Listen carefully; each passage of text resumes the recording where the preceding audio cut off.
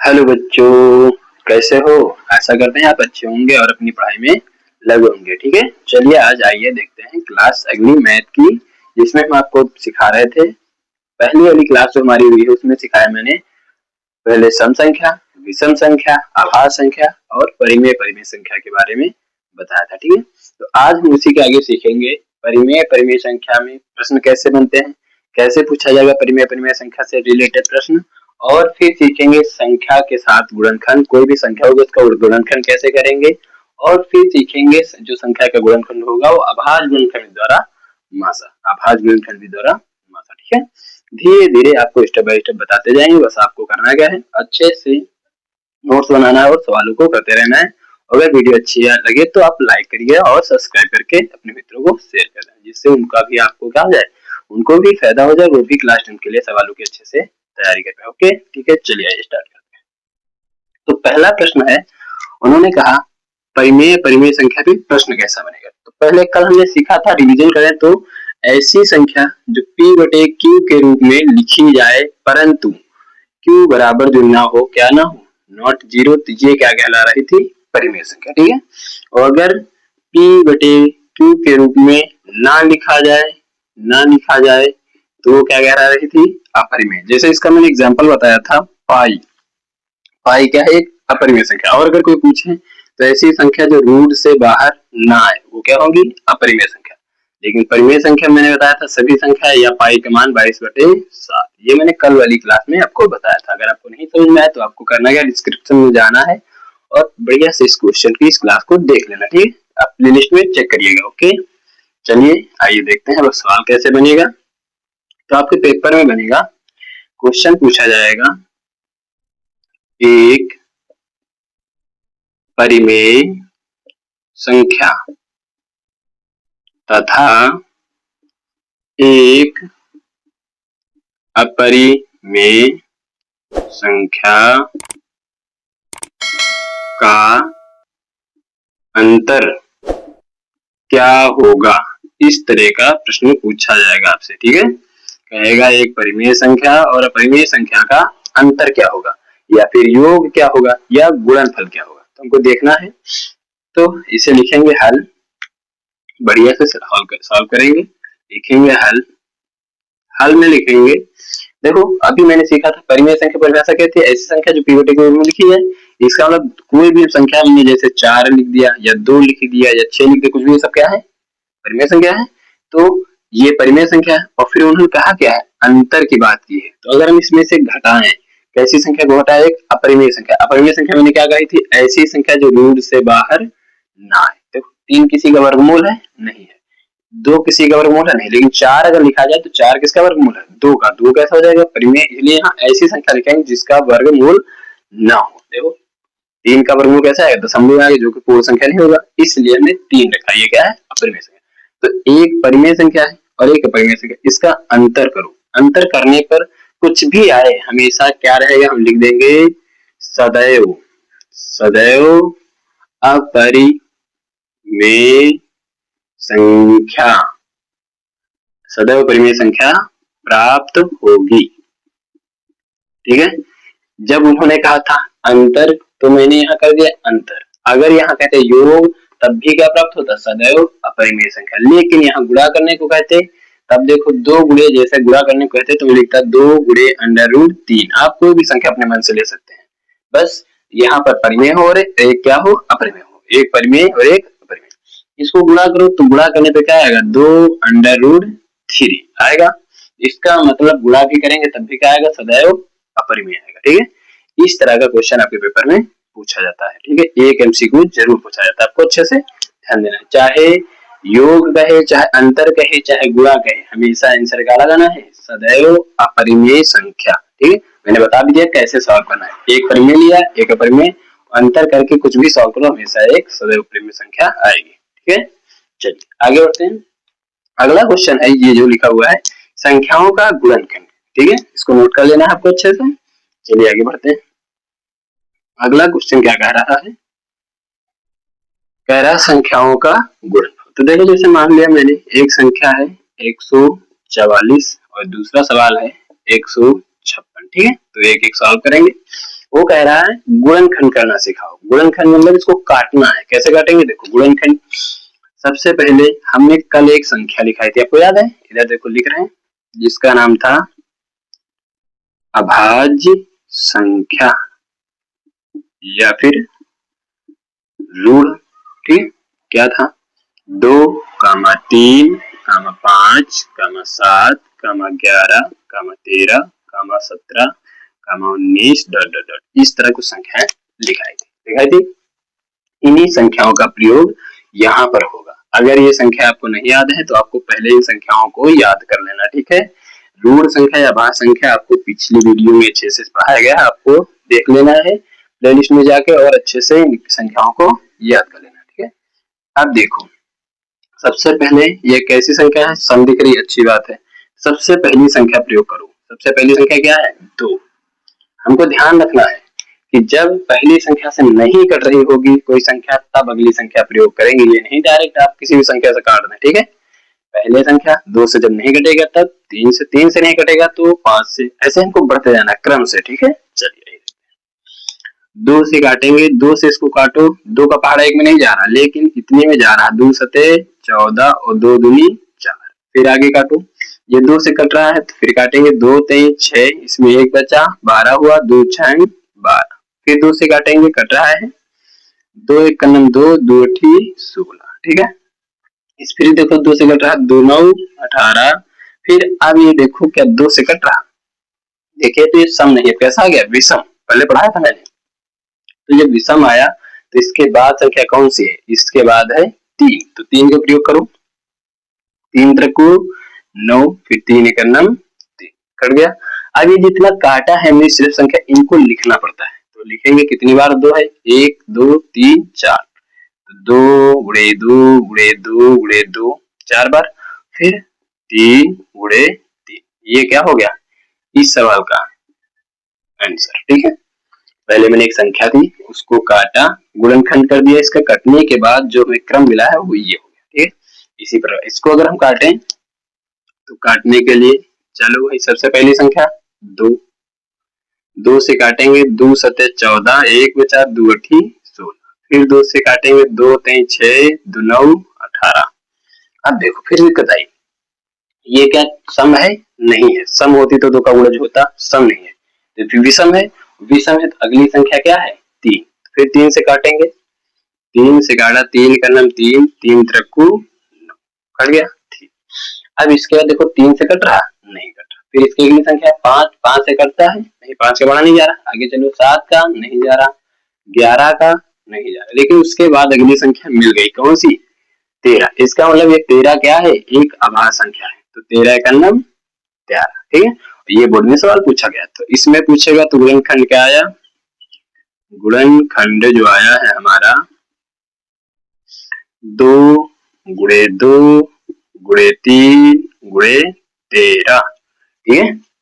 ये जो क्या होगा इस सवाल का आंसर। 2 2 बारी था, 3 एक बारी था और 13 था। इस तरह इस सवाल को सॉल्व करना था। कोई भी संख्या दे दे आपको, एनीथिंग, कोई संख्या, आपको बढ़िया सा लिखना है और इन संख्याओं को याद रखना है। इन संख्याओं से उसको क्रम से काटना है और जो कटने के बाद उसी को लिख देना है। क्या हो जाएगा? गुणनखंड। आशा करेंगे आपको समझ में आ रहा है। अगर नहीं समझ में आता है फिर से तो आप इस वीडियो को फिर 2-3 बार देखेंगे तो अच्छे से समझ में आएगा, ठीक है? चलिए इसके बाद सीखते हैं लास्ट पॉइंट, संख्या के अभाज्य गुणनखंड द्वारा मासा निकालना। एचसीएफ का मतलब होता है मासा, ठीक है? चलिए आइए, आपको जब नोट करना हो तो आपको करना क्या है? वीडियो को पॉज करना है, यानी रोक कर अच्छे से नोट कर लेना है या स्क्रीनशॉट मार लेना, ठीक है? उसके बाद हल करना है। तो अब अगला पॉइंट है संख्या का अभाज्य गुणनखंड द्वारा एचसीएफ। एचसीएफ का मतलब होता है, याद रखना है, एचसीएफ का मतलब है मासा, ठीक है? मासा। चलो जैसे हमने लिखा, एक सवाल है प्यारा सा, वो याद रखना है। क्या कह रहे हैं? अभाज्य, ये याद रखना है। अभाज्य गुणनखंड जब कहेगा तो अलग अलग काटेंगे, ठीक है? जैसे हमने लिखा 12 36 और यहाँ पर हमने लिख दिया 48, ठीक है? आप कोई भी संख्या ले सकते हैं, सवाल आपको भी बाद में दिया जाएगा, ठीक है? तो इसमें उन्होंने कहा विधि लगानी है अभाज्य गुणनखंड, ठीक है। अभाज्य गुणनखंड द्वारा क्या ज्ञात करना है, HCF हमको ज्ञात करना है, ये याद रखना है, ठीक है। HCF ज्ञात करना है, ठीक है। ये आंसर नहीं लिखा हुआ, ये ध्यान रखना, ठीक है। HCF तो मतलब हमने बताया है, फिर से लिख देते हैं, क्या होता है, मासा यानी कि महत्तम समाप्त वर्तक, ठीक है। चलो, तो अभाज्य का मतलब है अलग अलग, तो अलग अलग देखो लिखेंगे 12, जैसे हमको लिखना है, लिखेंगे हल, हल में 12 को एक तरफ, 36 को एक तरफ और 48 को एक तरफ, ठीक है।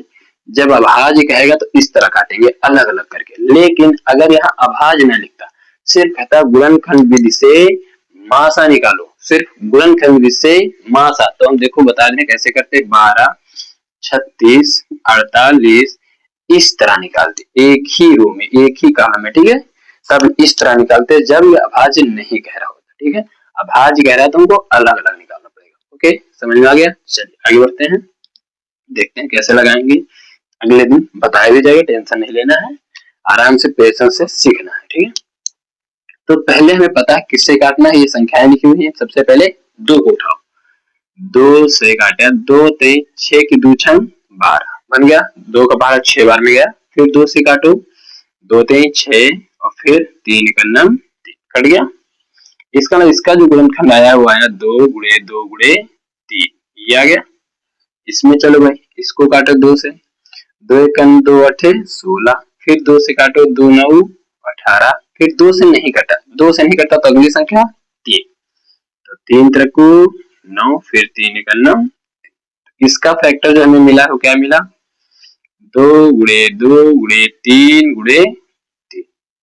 अगर यहाँ बढ़ो तो फिर 2 से काटेंगे, 2 दूनी 4, 2 चक्कू 8, फिर 2 से काटेंगे, 2 एकम 2 दूनी 4 12 आ गया, फिर 2 से काटेंगे 6, फिर 2 से काटेंगे 3 और फिर 3 से काटेंगे तो 1। ये अब आपको काटना आने लगा होगा, ठीक है। ये कक्षा छोटी क्लासों का होता है, कक्षा 7 8 9 में, ठीक है। तो मैंने काटना सिखा दिया फिर भी, ठीक है। अब आगे बढ़ते हैं, इसका जो गुणनखंड में प्राप्त हुआ वो क्या प्राप्त हुआ है, 2 कितनी बार है, 1 2 3 4, 2 गुणे 2 गुणे 2 गुणे 2, 4 बार हो गया, देखो 1 2 3 4, आगे कितना है 3 है, ठीक है। और एक चीज ध्यान रखना है, सबके गुणे में आपको अच्छे देखना, सबके गुणे में एक छुपा हुआ है, तो एक लिखने से कोई फर्क नहीं पड़ेगा, ये आपको याद रखना है। एक तो है लेकिन उसका कोई मंत्र नहीं, अंतर नहीं, ठीक है। अब इन दोनों सभी को हल करने के बाद उन्होंने पूछा क्या है, HCF, तो लिखेंगे HCF। HCF देखना अच्छे से, बहुत आसान है, बस आपको थोड़ा सा ध्यान से देखना है। अब जिनको देखना है इन सभी संख्याओं में सेम जो होगा वही आंसर देखना है, ठीक है। चलो यहाँ कितना है 2, इसमें भी 2, इसमें भी 2 है, उसको नोट कर लो, फिर आगे बढ़ो, 2 2 2 है सब में, फिर लिख दो, फिर आगे यहाँ 2 नहीं, अब कितना आ गया 3, तो 3 इसमें है, 3 है, इसमें है 3 है, मिला सब में 3 3 लिख लिया। अब इसमें अगली संख्या नहीं है, तो जो सब में होगा वही लिखेंगे, याद रखना है। अब इसमें खत्म, तो यानी कि बस इतना ही, तो इसको हल कर लो। अगर हल करें तो क्या बनेगा, इसके ऊपर एक घात है, इसके ऊपर हर संख्या के ऊपर एक घात जुड़ी होती छुपी होती है, तो अगर हम देखें 2 आधार सेम है तो इनकी घात जो हुई तो 2 की पावर 2, और 3 की घात 1 है गुणे 3 की पावर 1 बना। आप कहेंगे पूरा आंसर बताओ, तो 2 की पावर 2 होता है 4, या ऐसे गुणा कर लो, 2 दूनी 4 4 3 12, तो इसका जो HCF आया है वो कितना आ गया 12। इस तरह हमको सवाल को सॉल्व करना है। यहाँ पे मैंने थोड़ा सा खेल बनाया है जो आपको समझना है। देखो फिर से, पहले इन संख्याओं को काट लेंगे, काटने के बाद हम इनका गुणनखंड रखेंगे, फिर क्या करेंगे, सब में से HCF निकालना, तो सेम देखेंगे, 2 सब में था नोट किया, फिर 2 था फिर नोट किया, अगला पॉइंट 3 था, 3 सब में मिल गया नोट कर लिया, फिर उसमें कोई संख्या थी नहीं, बस इतना HCF हो गया। HCF गुणा कर लिया, तो यहाँ पे जो घात बनाई, इस घात का खेल है। सवाल क्या कहेगा, कहेगा जो HCF की घात है उसका योग या अंतर बताओ। तो HCF की घात कितनी बनी है, 2 और 1 3 बनी। अगर योग कहेगा तो इस घात को जोड़ देंगे, अगर अंतर कहेगा तो इसको इससे घटाएंगे, जोड़ेंगे तो 3, घटाएंगे कितना 1 आएगा। ये हम आगे आपको अगले सवाल में बताएंगे, ठीक है। तो इस तरह सवाल को करना होता है। चलिए इस सवाल को नोट करिए, अगले सवाल पर पहुंचते हैं, ठीक है। एक सवाल और आपको कराते हैं बस, ओके। जैसे आपके सवालों को नोट करने के लिए टाइम भी दिया जाता है, या फिर आप क्या करें, वीडियो को रोकना है, रोकने के बाद बढ़िया से नोट करना है, या फिर आप स्क्रीनशॉट ले सकते हैं। ठीक है, चलिए जैसे सवाल दे दिया जाए, संख्या 12, 15, 30 का अभाज्य गुणनखंड विधि से HCF ज्ञात करो। ठीक है, HCF ज्ञात करने को है।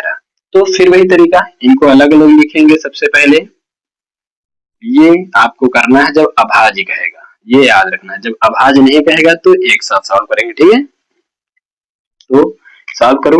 तो 2 से सबसे पहली संख्या आती है, 2 से काटेंगे, 2 छंग 12, फिर 2 से काटेंगे, 2 3 6, फिर अगली संख्या 3 से। अब ये काटना तो आपको आने लगा होगा। ठीक है, फिर आगे देखें, ये 2 से नहीं कट रहा, 15 है, तो फिर अगली संख्या क्या है, 3, तो 3 से काटो, 3 बचे 15, और फिर अगली संख्या क्या है, 5, तो 5 करना 5। इसी प्रकार अगले में पहुंचो, तो ये 2 से कट रहा, 2 कम 2 पंचे 10, फिर 3 बचे 15, फिर 5 कलम 5। ये देखो सारे कट गए। इनमें हम गुणनखंड चेक कर ले, तो यहाँ क्या बना, 2 गुणे 2 गुणे 3, यहाँ क्या बना है 3 गुणे 5, और यहाँ क्या बना है, यहाँ बना है 2 गुणे 3 गुणे 5 बना है। तो इसका जो हमारा HCF आया है, HCF सब में होना चाहिए, चेक करना है। सबसे पहले सब में होना चाहिए, 2 है, यहाँ 2 नहीं है, यहाँ 2 है, इसका इसमें नहीं है, तो इसका मतलब 2 को हम काउंट नहीं करेंगे, जो सब में होगा वही काउंट करेंगे। तो ये 2 हटा दो, फिर आगे 2 इसमें नहीं है, इसको भी हटा दो, आगे क्या मिला 3, इसमें है 3 है, इसमें 3 है, तो जो सब में है वो क्या मिला, हमें सिर्फ 3 मिला।